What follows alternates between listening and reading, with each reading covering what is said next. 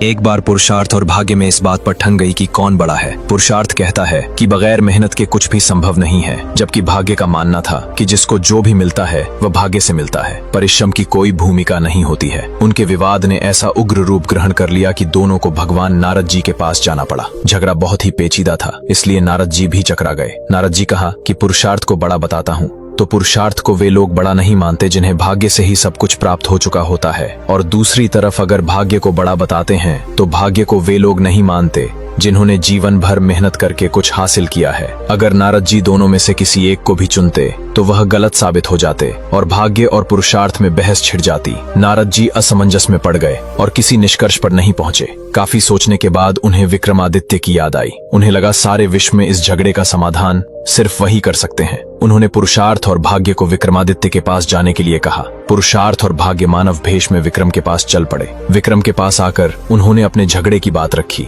विक्रमादित्य को भी तुरंत कोई समाधान नहीं सूझा। उन्होंने दोनों से 6 महीने की मोहलत मांगी और उनसे 6 महीने के बाद आने को कहा। जब वे चले गए तो विक्रमादित्य ने काफी सोचा। किसी निष्कर्ष पर नहीं पहुंच सके तो उन्होंने सामान्य जनता के बीच भेष बदलकर घूमना शुरू किया। काफी घूमने के बाद भी जब कोई संतोषजनक हल नहीं खोज पाए तो उन्होंने दूसरे राज्यों में भी घूमने का निर्णय किया। घूमते घूमते राजा एक नगर पहुंचे। उस नगर में राजा ने एक बुजुर्ग महिला को देखा जो अपनी झोपड़ी में अपनी पुत्री के साथ रहती थी। किसी तरह से उनका गुजर बसर होता था। महाराज विक्रमादित्य उस महिला के पास गए और कहा, माई, कुछ खाने को मिलेगा, बहुत दूर से आया हूँ, पेट में चूहे दौड़ रहे हैं। बूढ़ी माई बोली, बेटा, हमारे पास खाने को कुछ नहीं है। हमारा भाग्य इतना अच्छा कहा और न ही हमारे पास पुरुषार्थ है जो हम कमाई कर सके। थोड़ा ठहरो, मेरी पुत्री आती होगी। वह राजा के यहाँ काम करती हैं और प्रतिदिन राजा कुछ खाने को देता है, इतना कि हम 2 दिन तक खा सके। उसी से हमारी गुजर बसर होती है। पर कल रात एक भिक्षुक आया था, उसको मैंने खाना दे दिया खाने को, इसलिए आज कुछ न बचा है। जो भाग्य में होता है वही मिलता है बेटा।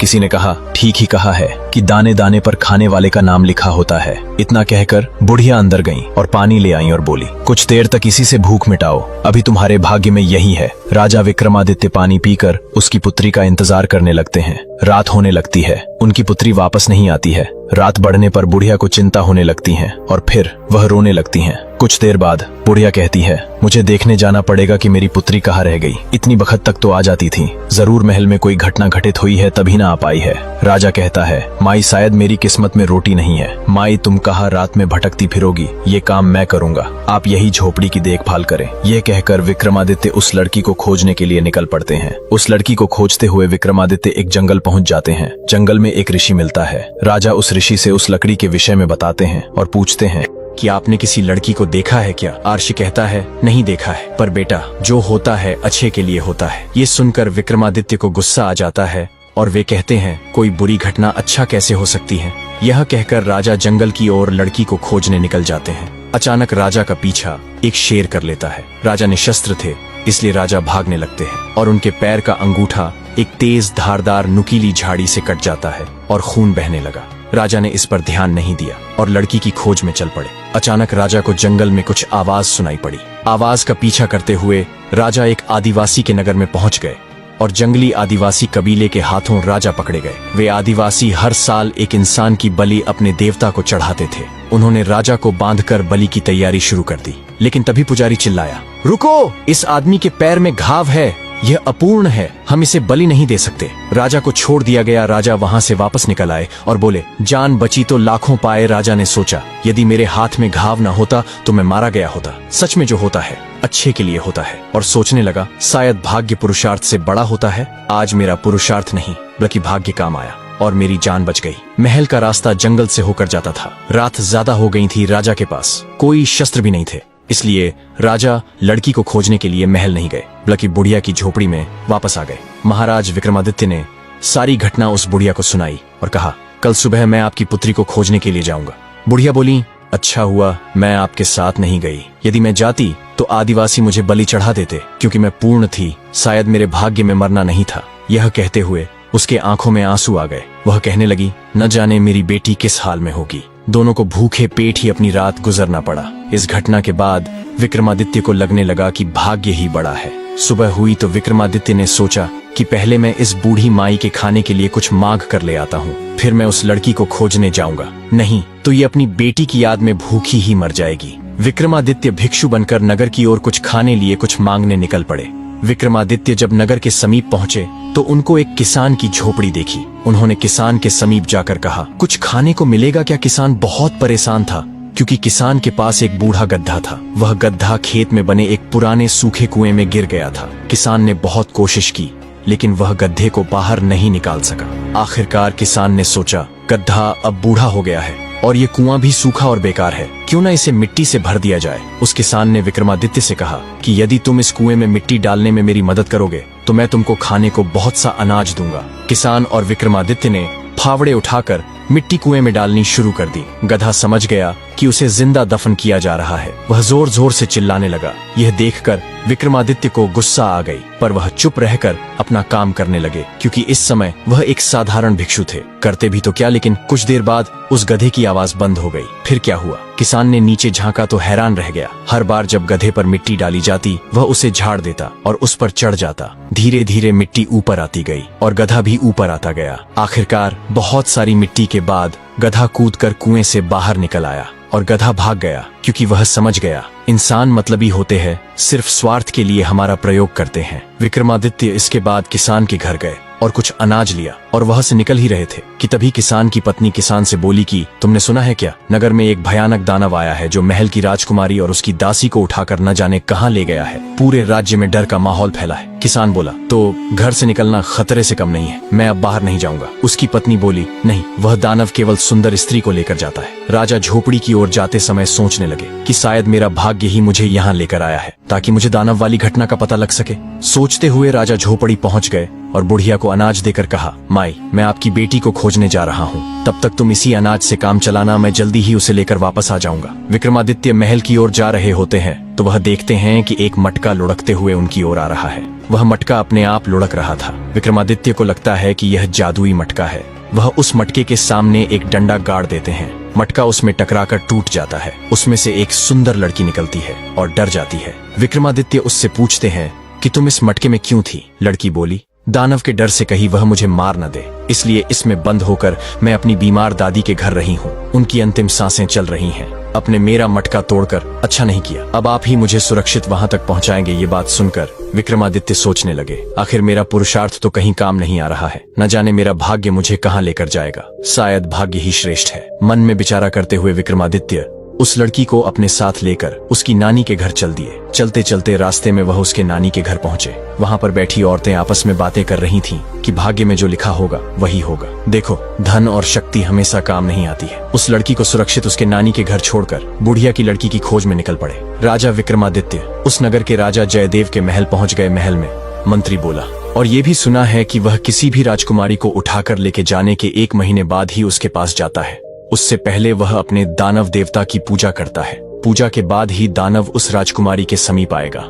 हमें उससे पहले ही राजकुमारी सुभद्रा को बचाना होगा। राजा विक्रमादित्य ने पूछा, वह दानव कहाँ मिलेगा और उसकी मृत्यु कैसे होगी? मंत्री ने कहा, यह रहस्य तो महात्मा भीष्म ही बता सकते हैं। वह दानव उन्हीं का शिष्य है। विक्रमादित्य और मंत्री महात्मा के पास निकल पड़ते हैं। रास्ते में उनको एक सुंदर स्त्री दिखती है जो एक समाधि पर बैठकर घास उखाड़ रही थी। उसे ये करता देख विक्रमादित्य के मन में एक प्रश्न उठा कि ये इस कब्र पर घास क्यों उखाड़ रही हैं? ये तो गलत है। विक्रमादित्य उसके पास गए और पूछा, बहन, तुम यह क्या कर रही हो? तुम्हें पता नहीं क्या कि कब्र के पास नहीं बैठते हैं? वह स्त्री बोली, मुझे श्राप मिला है कि जब मैं किसी कब्र की खास को साफ करूंगी तब उस कब्र का मुर्दा एक सुंदर राजकुमार बन जाएगा और मेरा विवाह उसी से होगा। विक्रमादित्य और मंत्री को यह सुनकर आश्चर्य हुआ और विक्रमादित्य ने कहा, ये झूठ है। ऐसा तुमसे किसने कहा? कोई मुर्दा कैसे जीवित हो सकता है? स्त्री बोली, महात्मा भीष्म ने मुझसे ये कहा है। यही मेरा भाग्य है। अगर यकीन नहीं है तो 2 क्षण रुको, थोड़ी घास बची है, अभी आपका शक यकीन में बदल जाएगा। राजा उसी जगह रुक कर देखने लगे। जैसे ही पूरी घास साफ हुई, उस कब्र से एक सुंदर राजकुमार निकला। उसे देखकर राजा हैरान हो गए और इस घटना के बाद वह समझ गए कि महात्मा भीष्म कोई साधारण महात्मा नहीं है। दोनों महात्मा के पास पहुंचे और उन्होंने महात्मा को प्रणाम किया और सारी घटना विधिवत बता डाला। महात्मा ने कहा कि वह दानव मेरा ही शिष्य है। उसने भागवत शिव की तपस्या की है। भगवान शिव ने उसकी तपस्या से खुश होकर उसे वरदान दिया है कि उसे न तो कोई दिन में मार सकता है, न रात में, न अस्त्र से मार सकता है, न शस्त्र से मार सकता है, और न अंदर मार सकता है और न बाहर मार सकता है। इसीलिए वह अब तक जीवित है। विक्रमादित्य सोच में पड़ गए। उन्होंने पूछा, तो आप ही बताए कि उसे कैसे मारे? महात्मा बोले, मुझे इस समस्या का समाधान पता है, पर मैं बता नहीं सकता हूँ क्योंकि उसे वही मार सकता है जो उस समस्या का समाधान स्वयं ही खोजे। तभी तुम उसे मार सकते हो जब तुम अपने आप समाधान खोजो। महात्मा बोले, बस मैं इतनी ही तुम्हारी सहायता कर सकता हूँ कि तुम उस दानव को उसके महल के प्रथम द्वार तक ला सको। उसके महल में 3 द्वार है, तीनों द्वारों का पहरेदार तुमसे एक पहेली पूछेगा, उसका जवाब देने के बाद ही तुम दूसरे द्वार में प्रवेश करोगे, तभी तुम जाकर उस दानव तक पहुँच पाओगे। मंत्री बोला, जब दानव बाहर आएगा तब उसे मार देना। विक्रमादित्य बोले, तब तक वह रानी को मार देगा। 10 दिन बीत गए हैं। महात्मा बोले, उसे मरना कोई बच्चों का खेल नहीं है। बल, बुद्धि, पराक्रम और भाग्य सबकी आवश्यक होगी। उसे मारने में राजा सोचने लगे कि आखिर कैसे इस दानव का अंत करूं। फिर विक्रमादित्य भगवान विष्णु से प्रार्थना करने लगे। अचानक उनको प्रहलाद की कहानी याद आ गई कि कैसे राजा का अंत किया था भगवान ने। समाधान मिलते ही राजा विक्रमादित्य अकेले निकल पड़े। महात्मा के निर्देश के अनुसार विक्रमादित्य घने जंगलों को पार करते हुए उस दानव के महल के सामने पहुंचे। महल के प्रथम द्वार पर घना अंधेरा था, मानो सूरज की किरणें भी वहां रुक जाती हों। द्वार पर एक काले वस्त्रों में लिपटा पहरेदार खड़ा था। उसकी आंखें अंगारे सी चमक रही थीं। पहरेदार गरजा और बोला, यदि भीतर जाना है तो पहले मेरी पहेली का उत्तर दे। राजा बोले, बुझो अपनी पहेली। पहरेदार ने पूछा, मैं न जीता हूँ न मरता, मैं हर किसी का साथ निभाता। जब कोई जन्म लेता है मैं भी आता, पर मरने के बाद भी कहीं जाता नहीं। न छू सकते हो न देख सकते हो, पर फिर भी मैं सब में हूँ। बता मैं क्या हूँ? विक्रमादित्य ने कुछ पल सोचा। उसके होठों पर हल्की मुस्कान आई और बोले, सांस है जिसके कारण हम जीवित हैं। पहरेदार धीरे धीरे गायब हो गया और द्वार खुल गया। द्वितीय द्वार, अग्नि की लपटों में लिपटा द्वार। अब विक्रमादित्य दूसरे द्वार तक पहुंचे।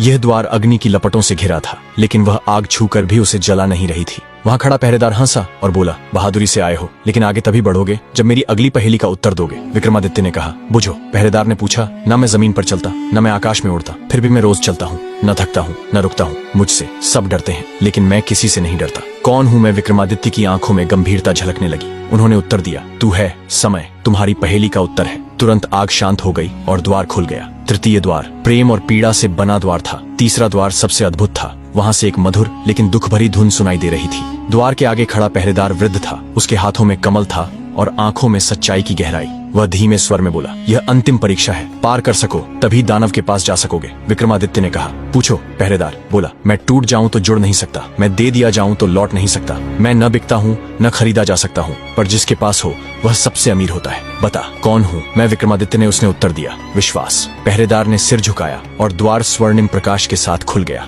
अब विक्रमादित्य तीनों द्वार पार कर दानव के साक्षात समक्ष पहुंचने वाला थे। विक्रमादित्य जैसे ही तीसरे द्वार से भीतर गए, एक विशाल गुफा उसके सामने खुली। दीवारों पर टंगी मशालें अपने आप जल उठी। बीचों बीच रानी एक जादुई बंधन में जकड़ी हुई पीड़ा में कराह रही थी। तभी गुफा में कंपन हुआ। अंधकार से एक विशालकाय दानव प्रकट हुआ। उसकी आंखें आग की तरह जल रही थीं और उसके हाथ में एक बड़ा त्रिशूल था। दानव गरजा, किसने तुम्हें यहाँ तक पहुँचने दिया? यह मेरी दुनिया है, यह स्त्री अब मेरी बंदी है। 10 दिन पूरे हो चुके हैं, अब इसका हृदय मेरी शक्ति का स्रोत बनेगा। विक्रमादित्य ने तलवार खींच ली और बोले, मैं राजधर्म निभाने आया हूँ, तुम्हारा अंत आज यहीं होगा। दानव ने अपने त्रिशूल से हमला किया, लेकिन विक्रमादित्य की तलवार दिव्य थी। उसे महात्मा ने आशीर्वाद दिया था। युद्ध भीषण था, एक ओर दैत्य की शक्ति, दूसरी ओर राजा की सत्यनिष्ठा। जैसे ही दानव ने रानी की ओर बढ़ने की कोशिश की, विक्रमादित्य ने झपट कर उसके त्रिशूल को काट दिया और दानव से शाम तक युद्ध करते रहे। और शाम होते ही छल उसे महल से बाहर लेकर गए और दरवाजे के बीच में दबा दिया और दानव राख बनकर बिखर गया, क्योंकि न अस्त्र था न शस्त्र से, न सुबह न रात, न अंदर न बाहर। तीनों शर्तों को पूरा करते हुए विक्रमादित्य ने दानव का अंत कर दिया और सोचने लगे, भाग्य के साथ पुरुषार्थ की भी आवश्यकता होती है। राजकुमारी को मुक्त कराने के बाद राजकुमारी ने कांपती आवाज में कहा, तुमको मेरे पिताश्री ने भेजा है ना? मैं तुमको कुछ बताना चाहती हूँ। इस सब के पीछे कोई और है, उसने ही मुझे यहाँ भेजने की योजना बनाई थी। विक्रमादित्य चौंक गए और पूछा, कौन है वह व्यक्ति? तभी एक छुपे द्वार से वह मंत्री सामने आया, हाथ में जादुई अंगूठी लेकर, और बोला, हाँ मैंने ही यह सब रचा था। वह बोला, क्योंकि मैं जानता था अगर दानव मरेगा तो उसकी शक्ति मुझे मिल सकती है। विक्रमादित्य ने तलवार उठाई और कहा, जिसके पास न्याय की तलवार हो उसे कोई छल से नहीं हरा सकता। और फिर मंत्री को बंदी बना लिया गया। राजा रानी सुभद्रा और उस लड़की तारा को साथ लेकर महल की ओर चल दिए और राजकुमारी को राज्य में सम्मान सहित लौटाया। मंत्री को राजद्रोह के लिए सजा दी गई। महात्मा प्रकट हुए और बोले, वत्स, तुमने बुद्धि, धैर्य और पुरुषार्थ तीनों की परीक्षा उत्तीर्ण की। यही एक सच्चे राजा की पहचान है। धोखा कितना भी गहरा हो, पर सत्य और विश्वास की तलवार हर अंधकार को चीर सकती है। राजा जयदेव अपनी पुत्री को जीवित देखकर फूले नहीं समा रहे थे। उन्होंने विक्रम को ढेर सारा धन दिया और धन्यवाद किया। राजा विक्रमादित्य उस लड़की को लेकर उसकी झोपड़ी की ओर चल दिए और वहां पहुंचकर राजा ने कहा, माई देखो, मैं आपकी बेटी को ले आया। अपनी पुत्री को देखकर वह बुढ़िया बहुत खुश हो गई, क्योंकि उसने बहुत इंतजार किया था। उसने उम्मीद ही छोड़ दी थी कि उसकी बेटी उसे मिलेगी। राजा ने सारा धन दे दिया उस बूढ़ी माई को, पर बुढ़िया ने धन लेने से मना कर दिया और कहा, मेरी पुत्री ही मेरा सबसे बड़ा धन है। तुमने मेरी बेटी की जान बचाकर बहुत बड़ा एहसान किया है राजा। विक्रमादित्य ने कहा, माई, ये एहसान नहीं, मेरा फर्ज था, और ये धन आपकी बेटी के कारण मुझे मिला है, इसलिए इस पर आपका हक है। इतना कहकर राजा धन देकर निकल गए, क्योंकि उन्हें अपने प्रश्न का हल नहीं मिला था, क्योंकि अभी भी वे दुविधा में थे और अभी 2 महीने ही बीते थे। जंगल में भटकते हुए उन्होंने देखा कि एक सुदर्शन युवक एक पेड़ पर चढ़ा और एक शाखा से उसने एक रस्सी बांधी। रस्सी में फंदा बना था, उस फंदे में अपना सर डालकर झूल गया। विक्रम समझ गए कि युवक आत्महत्या कर रहा है। उन्होंने युवक को नीचे से सहारा देकर फंदा उसके गले से निकाला तथा उसे डांटा कि आत्महत्या न सिर्फ पाप और कायरता है, बल्कि अपराध भी है। इस अपराध के लिए राजा होने के नाते वे उसे दंडित भी कर सकते हैं। युवक उनकी रोबीली आवाज तथा वेशभूषा से ही समझ गया कि वे राजा है, इसलिए भयभीत हो गया। राजा ने उसकी गर्दन सहलाते हुए कहा कि वह एक स्वस्थ और बलशाली युवक है, फिर जीवन से निराश क्यों हो गया? अपनी मेहनत के बल पर वह आजीविका की तलाश कर सकता है। उस युवक ने उन्हें बताया कि उसकी निराशा का कारण जीविकोपार्जन नहीं है और वह विपन्नता से निराश होकर आत्महत्या का प्रयास नहीं कर रहा था। राजा ने जानना चाहा कि कौन सी ऐसी विवशता है जो उसे आत्महत्या के लिए प्रेरित कर रही है। उसने जो बताया कि वह कलिंग का रहने वाला है तथा उसका नाम वासु है। एक दिन वह जंगल से गुजर रहा था कि उसकी नजर एक अत्यंत सुंदर लड़की पर पड़ी। वह उसके रूप पर इतना मोहित हुआ कि उसने उससे उसी समय प्रणय निवेदन कर डाला। उसके प्रस्ताव पर लड़की हंस पड़ी और उसने उसे बताया कि वह किसी से प्रेम नहीं कर सकती, क्योंकि उसके भाग्य में यही बदा है। दरअसल वह एक अभागी राजकुमारी है, जिसका जन्म ऐसे नक्षत्र में हुआ कि उसका पिता ही उसे कभी नहीं देख सकता। अगर उसके पिता ने उसे देखा तो तत्क्षण उसकी मृत्यु हो जाएगी। उसके जन्मते ही उसके पिता ने नगर से दूर एक सन्यासी की कुटिया में भेज दिया और उसका पालन पोषण उसी कुटिया में हुआ। उसका विवाह भी उसी युवक से संभव है जो असंभव को संभव करके दिखा दे। उस युवक को खौलते तेल के कड़ाह में कूदकर जिंदा निकलकर दिखाना होगा। उसकी बात सुनकर मैं उस कुटिया में गया जहां उसके निवास था। वहां जाने पर उसने कई अस्थि पंजर देखे जो उस राजकुमारी से विवाह के प्रयास में खौलते कदाह के तेल में कूदकर अपनी जानों से हाथ धो बैठे थे। मेरी की हिम्मत जवाब दे गई। वह निराश होकर वहां से लौट गया। उसने उसे भुलाने की लाख कोशिश की, पर उसका रूप सोते जागते उठते बैठते हर वक्त आंखों के सामने आ जाता है। मेरी नींद उड़ डिच गई है। खाना पीना नहीं अच्छा लगता है। अब प्राणों का अंत कर लेने के सिवा उसके पास कोई चारा नहीं बचा है। विक्रम ने उसे समझाना चाहा कि उस राजकुमारी को पाना सचमुच असंभव है, इसलिए वह उसे भूलकर किसी और को जीवन संगिनी बना ले, लेकिन युवक नहीं माना। उसने कहा कि आपने मुझे व्यर्थ ही बचाया, मुझे मर जाने दिया होता तो अच्छा होता। विक्रम ने उससे कहा कि आत्महत्या पाप है और यह पाप अपने सामने वह नहीं होता देख सकते थे। विक्रमादित्य ने उसे वचन दिया कि वे राजकुमारी से उसका विवाह कराने का हर संभव प्रयास करेंगे। फिर उन्होंने मां काली द्वारा प्रदान दोनों बेतालों का स्मरण किया। दोनों बेताल पलक झपकते ही उपस्थित हुए तथा कुछ ही देर में उन दोनों को लेकर उस कुटिया में आए जहां राजकुमारी रहती थी। वह बस कहने को कुटिया थी। राजकुमारी की सारी सुविधाओं का ख्याल रखा गया था। नौकर चाकर थे। तपस्वी से मिलकर विक्रमादित्य ने वासु के लिए राजकुमारी का हाथ मांगा। तपस्वी ने राजा विक्रमादित्य का परिचय पाकर कहा कि अपने प्राण वह राजा को सरलता से अर्पित कर सकता है, पर राजकुमारी का हाथ उसी युवक को देगा जो खौलते तेल से सकुशल निकल आए। विक्रमादित्य ने पूछा, यदि शर्त कोई और पूरा करे तो शर्त पूरी करने वाला व्यक्ति किसी और के लिए राजकुमारी का हाथ मांग सकता है या नहीं? इस पर तपस्वी ने कहा कि बस यह शर्त पूरी होनी चाहिए। वह अपने लिए हाथ मांग रहा है या किसी अन्य के लिए, यह बात मायने नहीं रखती है।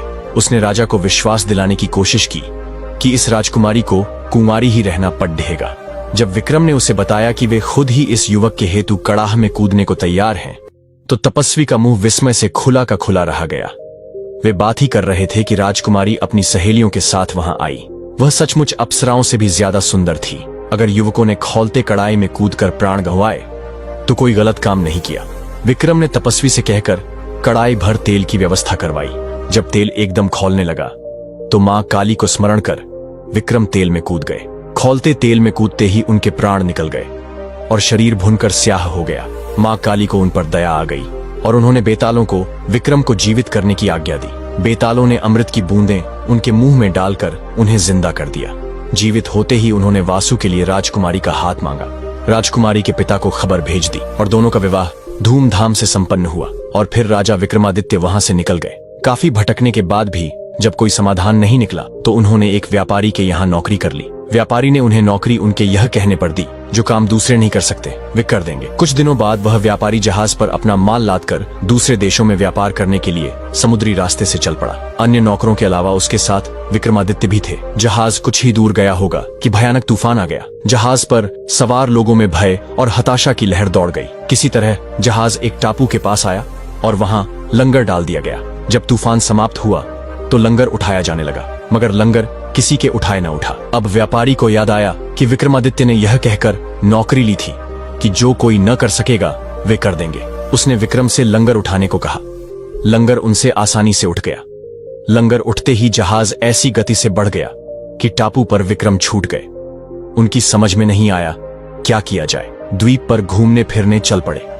रास्ते में विश्राम के लिए जहां डेरा डाला वहीं एक सन्यासी से उनकी भेंट हुई। सन्यासी ने उन्हें एक माला और एक छड़ी भी दी।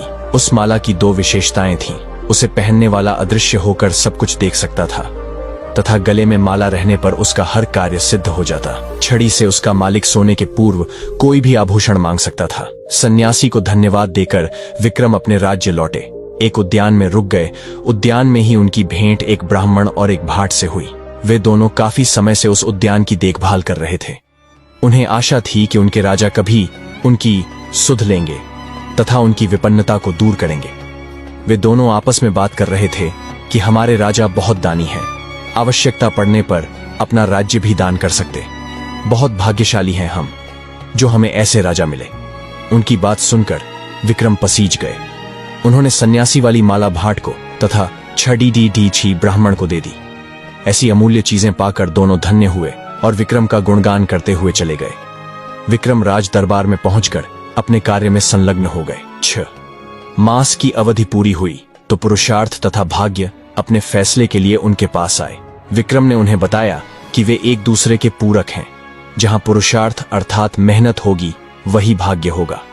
उन्होंने संपूर्ण घटना उन्हें सुनाई और कहा कि मैंने भाग्य और शक्ति से राजकुमारी की जान बचाई और उस बूढ़ी माई का भाग्य था जो उन्हें धन मिल गया। मैंने अपने पुरुषार्थ से ही जहाज को डूबने से बचाया। उस गधे का भाग्य था कि वह बच गया और मेरा पुरुषार्थ था कि जहाज चल पड़ा। मैंने एक लड़के की जान बचाई और अपने पुरुषार्थ से उसका विवाह कराया। उन्हें छड़ी और माला का उदाहरण याद आया। जो छड़ी और माला उन्हें भाग्य से सन्यासी से प्राप्त हुई थी, उन्हें ब्राह्मण और भाट ने भाग्य से प्राप्त किया। पुरुषार्थ और भाग्य पूरी तरह संतुष्ट होकर वहां से चले गए। एल